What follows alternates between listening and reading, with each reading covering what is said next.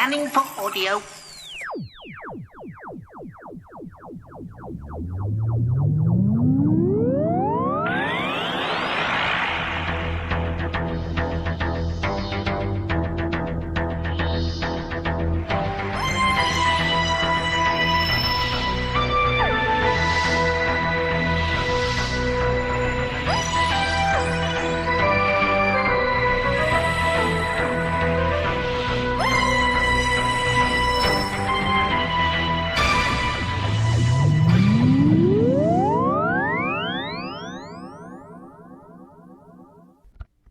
Hello and welcome to a Tin Dog podcast. Now I know I've got a little bit behind when it comes to reviewing DVDs, so let's try and catch up. Planet of the Giants. Ah yes, a 3-part story, except it was a 4-part story and more about that in a bit. Now Doctor Who at the time kind of split into 2 different fields.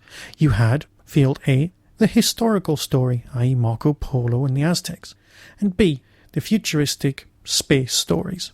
You didn't have a lot of stuff set on modern-day Earth, mainly on the grounds that the whole plot revolved around trying to get Ian and Barbara, the teachers, from Earth from 1963 back to Earth in 1963.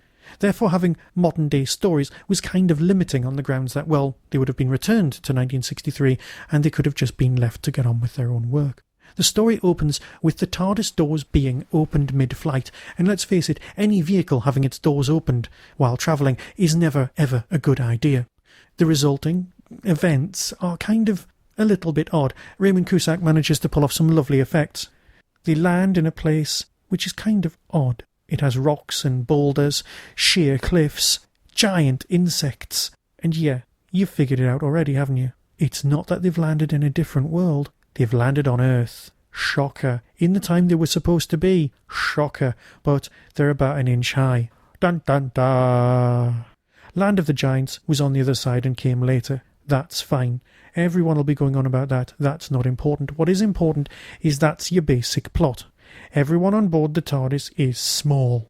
So what you would normally do is get back into the TARDIS, fix their settings, and leave. Except, of course, that's not the sort of thing that happens. There's another storyline going on.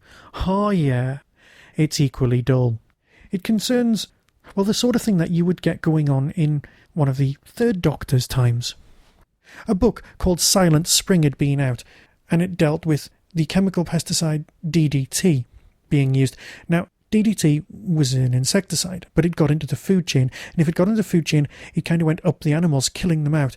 And if you removed one thing, it's like a massive game of ecological kaplunk. Eventually, you lose all your marbles. In this storyline, you've got DN6, same sort of thing, same sort of effect, but the guy's trying to get it released. These are the full-sized, ordinary people. They're not aliens or anything, they're just greedy businessmen. One of them ends up shooting another one in a noise that sounds like a cannon. All well and good. How do people who are 1 inch high manage to solve a murder and bring the terrible consequences to the authorities' attentions? Well, basically that's your plot. And of course they have to get back to the TARDIS and get themselves to the right size, while avoiding a cat. Very, very domestic. Now the thing is, you are probably expecting some sort of return to the web planet. It's a double bluff. But nearly everyone involved in this story, with the exception of 2 of the regular cast, are no longer with us. They've passed on. In steps Ian Levine, who I'm sure you've tracked down the interview on the Doctor Who Online WhoCast. Ian was involved in taking the original 3-part, third part of the 3-part story and stretching it and converting it into a 4-part story. It's a fan exercise, using other people to play the parts of the Doctor and Barbara. But the one good thing to come out of this is that if ever you needed someone to do the voice of the first Doctor, you now have someone. If Big Finish were ever desperate, here you go. This really isn't a problem. Cast this guy. Levine has a definite point when it comes to casting. However, stretching episode 3, splitting it up, using the original script and then putting it back together again to be in episode 3 and in episode 4 as it was originally written, merely makes the story look more threadbare. It's now 5-episode disc rather than 3 episodes long. There's not much of a documentary, but there is a very, very good interview with Verity Lambert, and there's PDF, and there's some very nice drawings by Cusack. So it's a great little disc, but it is really worth having if you just want to see the First Doctor being the First Doctor. Self-centred, arrogant, and very different from what came later. So with that, I'll bid you farewell, and speak to you all very soon, probably about Red Dwarf or probably Doctor Who. Be seeing you.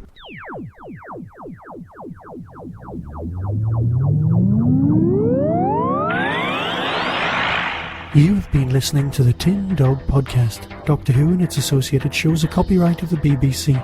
No infringement is intended. To contact the show, email tin-dog@hotmail.co.uk. To order or simply find out more about the book Whostrology, the Time Traveller's Almanac, visit whostrology.com. The Tin Dog Podcast is a founder member of the Doctor Who Podcast Alliance.